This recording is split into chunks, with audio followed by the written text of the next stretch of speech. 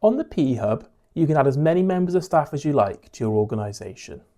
To do this, you're going to go to Settings and then select User Admin. This will then bring up all the members of staff who have access to your organisation. To add a new one, you're going to select Add New, Add User. You now need to enter the details of your new member of staff. It is really important that the first name, last name and the email are all 100% accurate before being saved. This is because they cannot be changed at a later date. If the email is incorrect, they will not receive the correspondence to allow them to create their password to allow them access to your organisation. So I'm now going to enter in the details of my new member of staff.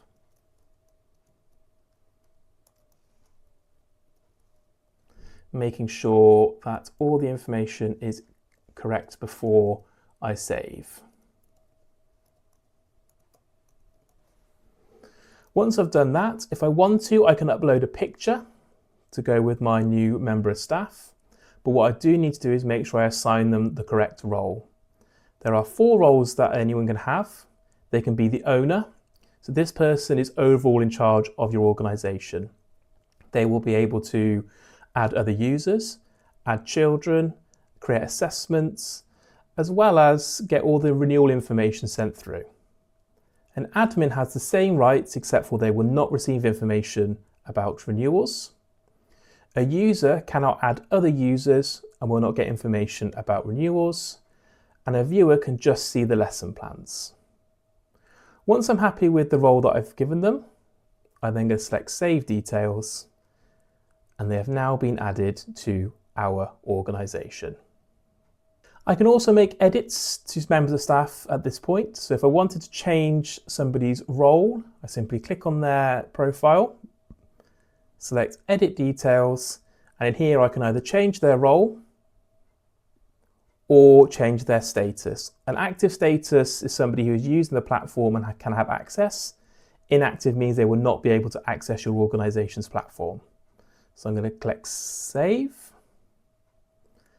and then go back to User Admin. You'll see now that Frank has now been given the role of user. I can also delete members of staff from an organisation, so if somebody leaves. To do this, I simply select the checkbox next to the member of staff I want to remove, select Bulk Action, Delete Selected, and then Delete. And you'll see that person has now been removed from my organisation. You can edit your organisation's details at any time. To do this, I'm going to select Settings and Organisation. You'll notice at the top, I can edit my school details, so I can change the school name, and I can upload or change the picture attached to my school. By scrolling down, you'll see that there are tags and categories. Tags are what are used to select groups of children within your school. So you'll see some examples that are preloaded in, such as English as an additional language and free school meals. You can add your own tags by selecting New, entering the name of the tag, so I'm going to add in a medical condition.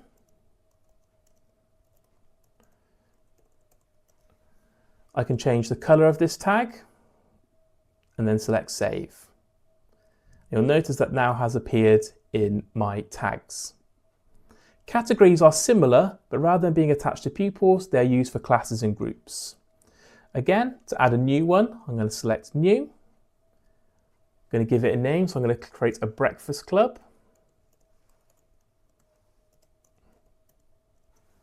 And then I'm going to keep the colour as blue and select Save.